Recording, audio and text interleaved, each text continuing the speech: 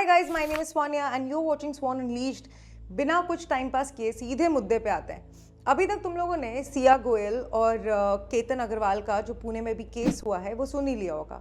जिन लोगों को नहीं पता उनको मैं कॉन्टेक्स्ट के लिए थोड़ा ब्रीफ में समझा देती हूँ, क्योंकि देखो अभी भी पब्लिक प्लेटफॉर्म पे जो बातें हैं वही पता है और वही मैं बोलूँगी। अब धीरे धीरे इस केस की परतें और खुलेंगी, मोटिव आएगा सामने, समवॉट तो आ ही चुका है, बट जो भी होगा इन डिटेल्स अभी भी बहुत कुछ आना बाकी है बाहर। तो अभी तक जो भी है प्लेटफॉर्म पे उसके हिसाब से मैं बता देती हूँ कि सिया गोयल थी 20 साल की लड़की, मतलब थी क्या है, और उसके पेरेंट्स ने उसकी अरेंज मैरिज फिक्स की एक केतन अग्रवाल नाम के लड़के से। दोनों ही फैमिलीज बहुत वेल टू डू है, बहुत रिच फैमिली है। इनकी एंगेजमेंट हुई थी फरवरी में और अभी नवंबर में शादी होनी थी। पर इस बंदी ने अभी 18 जून को अपने फियांसे को अपने बॉयफ्रेंड के साथ मिलके पुणे के पास एक फोर्ट है लोहागढ़ करके, वहां से उसको धक्का दे दिया। मतलब ऑब्वियस है कि उसको उससे शादी नहीं करनी थी। अब शादी नहीं करनी थी तो बेस्ट तरीका क्या है, मार दो किसी को, ठीक है। मतलब मुझे समझ में नहीं आ रहा है कि लोगों के साथ हो क्या गया है, व्हाट इज देयर प्रॉब्लम। आपको शादी नहीं करनी, आप निकल जाओ शादी से, कॉल ऑफ द वेडिंग, भाग जाओ अपने बॉयफ्रेंड के साथ या गर्लफ्रेंड के साथ, आप खुद को मार लो। मतलब there so many other options.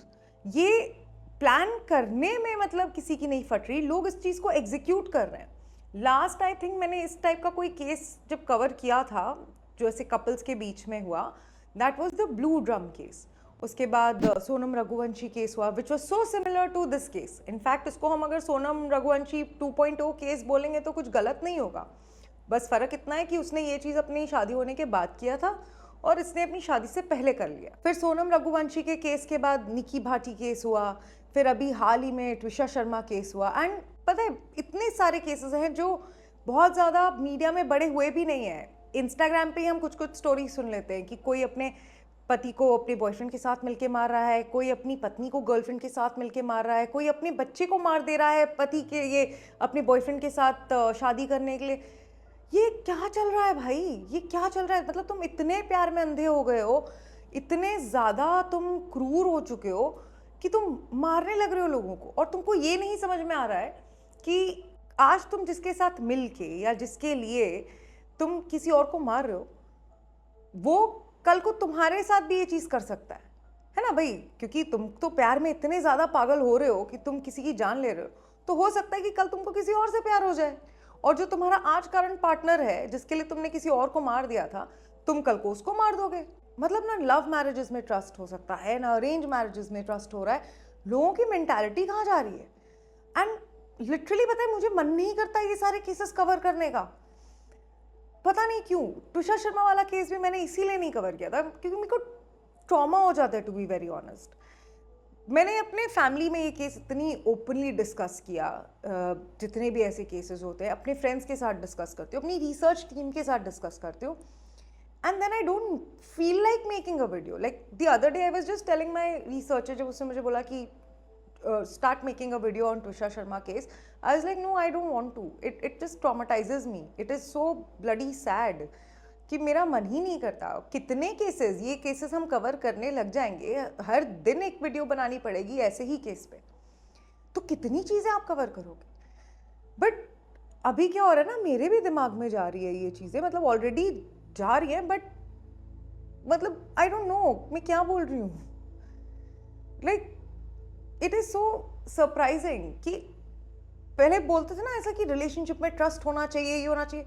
मैं बोल रही हूँ मत करो ट्रस्ट, बिल्कुल मत ट्रस्ट करो। धड़ल्ले से अपने पार्टनर्स के फ़ोन चेक करो, सरप्राइज चेक करो, ठीक है। जैसे फ़ोन उनको पहले बोल के चेक करो, किसी किसी दिन बिना बोले चेक कर लो, कहाँ आ रहे हैं, जा रहे हैं, क्या कर रहे हैं, किससे मिल रहे हैं। बी दैट नैगिंग पार्टनर, क्योंकि तुम ट्रस्ट करोगे तो तुम्हारे साथ एक दिन ऐसा हो जाएगा। अब तो ऐसे हालात हो गए और इन लोगों को ये लगता है कि अरे भाई दृश्यम देख के ये लोग सब हीरो बन गए, इनको लग रहा है कि ये भी अजय देवगन की तरह सबको चकमा दे देंगे, किसी को जिंदगी भर पता नहीं चलेगा। भाई थोड़ा सा क्राइम पेट्रोल भी देख लिया करते। मतलब तुम इतने बेवकूफ़ हो, फिल्मी कहानी चल रही है तुम लोगों के दिमाग में, क्या हो क्या गया है। जैसे अभी ये सिया अग्रवाल वाले केस में ही जो उसका बॉयफ्रेंड है, अच्छा एक तो हस्बैंड, होने वाले हस्बैंड का नाम केतन और जो करंट बॉयफ्रेंड है उसका नाम चेतन। तो जब उसने चेतन के साथ ये सब कुछ प्लान किया कि लोहागढ़ फोर्ट में ट्रैकिंग करके बहाने उसको ले जाएगी वो चेतन को, एंड फिर ऊपर जाके उसको वहाँ से धक्का दे देंगे, तो चेतन जो है वो अपना फ़ोन अपने ऑफिस में या जो दुकान पे वो काम करता है वहाँ छोड़ के आया है, क्योंकि उसको लगा नहीं फ़ोन ट्रैक हो जाएगा। और मतलब तुमको क्या लगता है कि पुलिस वुलिस सब बेवकूफ़ है? फ़ोन नंबर्स और वो सब से उनको नहीं पता चलेगा कि कौन किससे बात कर रहा है? भाई कॉल रिकॉर्ड्स निकालने में 2 मिनट नहीं लगते पुलिस को, पूरा तुम्हारा चिट्ठा निकल आता है पास्ट का। तो क्या सोच रहे हो भाई? मतलब all of this is getting so disturbing, so disturbing. अब कई कुछ लोग बोल रहे हैं कि भाई सिया का हो सकता है कि मना नहीं कर पाई हो, पेरेंट्स का प्रेशर है, पेरेंट्स को भी बच्चों से बातचीत करनी चाहिए, ज़बरदस्ती किसी से शादी नहीं करानी चाहिए। वो तो अपने बेचारे पेरेंट्स की इज्जत बचाने के लिए उसने ऐसा पेरेंट्स की इज्जत बचाने के लिए अभी जेल जाएगी, पूरी न्यूज़ बनी हुई, नेशनल न्यूज़ बनी हुई, बच गई पेरेंट्स की इज्जत। सोनम रघुवंशी की बच गई थी इज्जत। तुषार शर्मा केस में वो जो गिरीबाला है एमपी कोर्ट की एक्स जज और उसका जो हस्बैंड, उनकी बच गई इज्जत। किसी की इज्जत नहीं बचती भाई। ये फिल्मी कहानियां नहीं है that you will just get away with all of these things. चीजें सामने आएंगी। आजकल पुलिस के पास बहुत सारे रिसोर्सेज है भाई, सारा कुछ तुम्हारा निकाल लेगी, तुम चाहे जितने भी नाटक कर लो। और इस केस में सिया ने भी नाटक किया। 18th को जिस दिन उसने ये कांड किया है उस दिन उसका बर्थडे था। सो बेसिकली उसने अपने होने वाले हस्बैंड को यही बोला था केतन को सॉरी, कि मेरे बर्थडे पे हम चलते हैं वहाँ ट्रैक करने। और फिर ये सब कुछ होने के बाद एक इंस्टाग्राम पे उसने सैड सी स्टोरी डाली कि why did you do this to me, you left me on my birthday, बाद में क्या rest in peace, how will I forget all of this.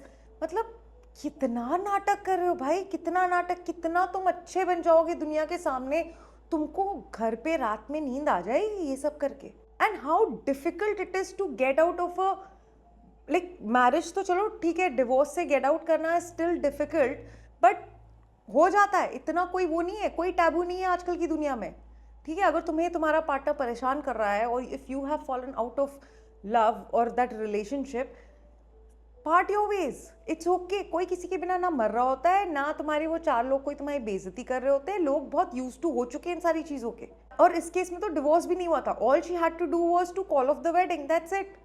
अगर इसके पेरेंट्स नहीं मानते तो अपने फियांसे को बता देती, उसके पेरेंट्स को बता देती, किसी को तो बताती या भाग जाती, कुछ भी करती। मतलब ऐसे ऐसे एग्जाम्पल्स छोड़ रहे हैं ये पिछले 1-1.5 साल में जितने भी लोग हैं कि भाई तुम अपने पार्टनर के साथ पार्टी मत करना, अपने पार्टनर के साथ दारू मत पीना, तुम अपने पार्टनर के साथ ट्रैक पे मत जाना। कहीं पहाड़ी वहाड़ी पे चढ़ के अगर वो तुम्हें बोले कि यहाँ खड़े हो जाओ या वहाँ खड़ी हो जाओ, तुम्हारी फ़ोटो खींचता हूँ या खींचती हूँ, भाई बिल्कुल मत करना, उल्टे पैर भागना वहाँ से। ये सारा कुछ चल रहा है भाई। मैं ये सोच के हैरान हूँ कि लोगों के लिए to call off a wedding और to run away from a wedding और to get a divorce is more difficult than actually killing someone। कुछ भी, मतलब क्या मेंटालिटी हो रही है भाई लोगों की? क्या सीख के आ रहे हैं वो अपने घरों से, या उनको कैसे इतना कॉन्फिडेंस आ रहा है कि भाई डिवोर्स क्या करूं मैं, या शादी से कैसे भागूं, इससे अच्छा है मार ही देती हूँ इसको। क्या हो रहा है? मतलब मैं पता नहीं क्यों बार बार यही बोल रही हूँ कि क्या हो रहा है, क्या हो रहा है, क्योंकि मेरे दिमाग में एक्चुअली यही सारी चीज़ें चल रही कि where are we going as a society. And अभी सोनम रघुवंशी को जस्ट लास्ट मंथ या this month only she got a bail, इसको भी बेल मिल जाएगी। क्योंकि पुलिस में तो आप जो स्टेटमेंट देते हो वो तो कोर्ट में ज़्यादा कुछ वैलिड होती नहीं है। अगर पुलिस बहुत ज़्यादा अपनी इन्वेस्टिगेशन, चलो सोनम रघुवंशी के केस में भी उन्होंने कमाल की इन्वेस्टिगेशन सबमिट की थी, but then what happened, she is out on bail. कुछ दिनों में तुषार शर्मा के भी हस्बैंड और उसकी सास को बेल मिल जाएगी और उसके बाद इसको भी मिल जाएगी। तो लोगों में डर ही नहीं है।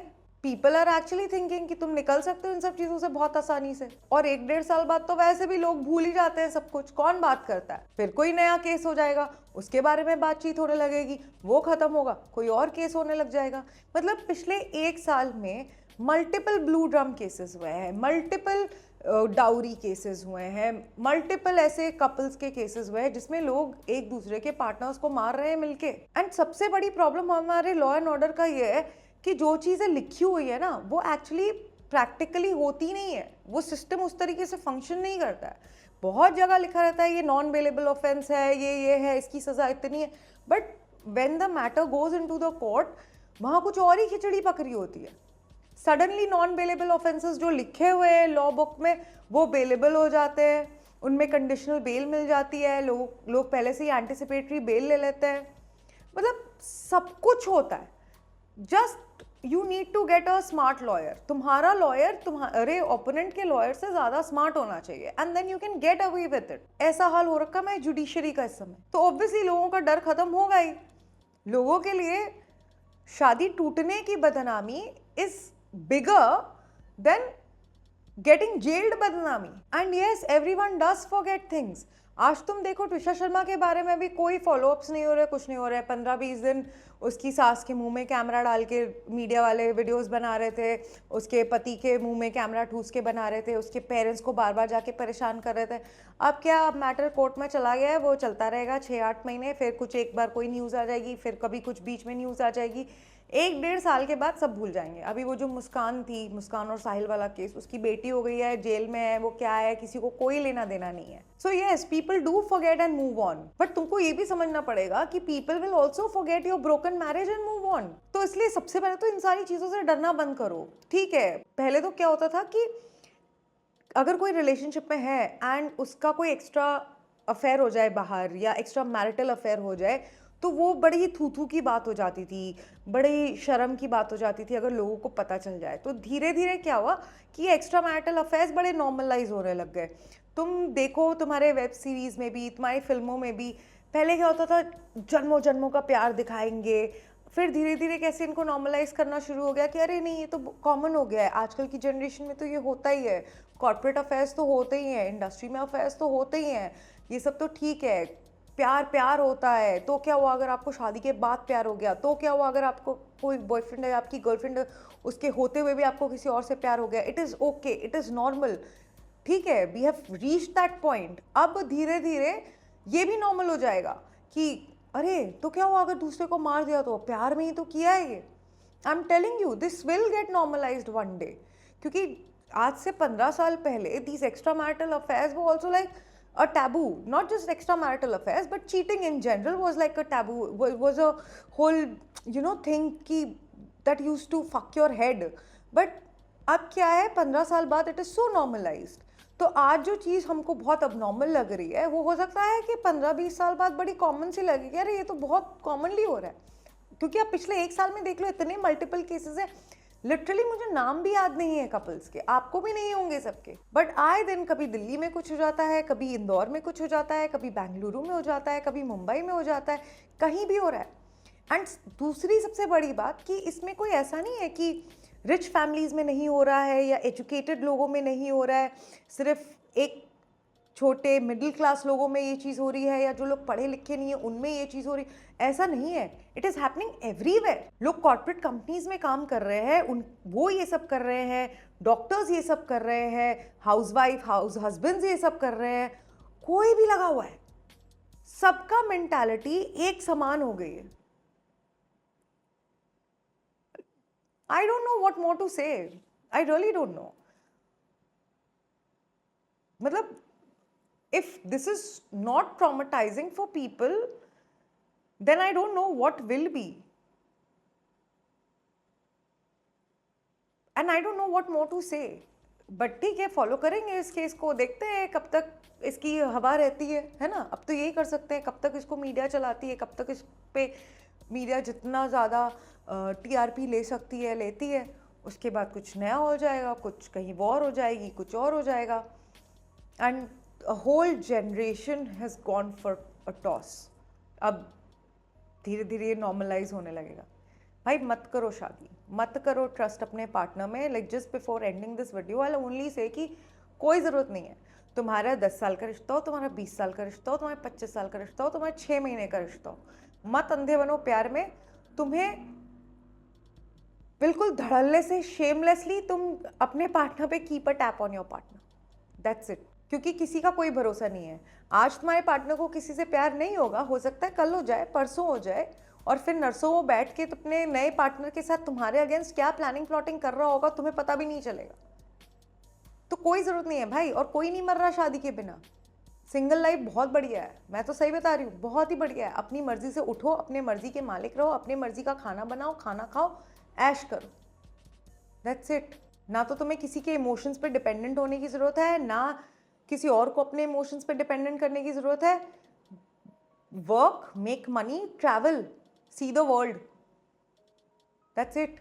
मतलब आई नेवर थॉट कि मैं कभी ऐसा एडवाइस दूंगी किसी को, because I am someone who really believes in love. But जो हालात मैं देख रही हूँ पिछले 3-4 सालों से, मुझे लगता है कि भाई ज़माने के साथ मूव ऑन कर लेना चाहिए, वरना तुम पता नहीं कहाँ फंस जाओ किसी दिन. So guys, be smart, be careful, और किसी पे भी अंधा ट्रस्ट करने की ज़रूरत नहीं है, किसी पे भी. आई don't know if I should say this और नो, बट अगर आपको कुछ लगता है इस पूरे केस के बारे में, and what ever is your opinion, the comment section is open for all of you. Please put down your thoughts. और या मिलते हैं किसी नेक्स्ट वीडियो में. सी यू.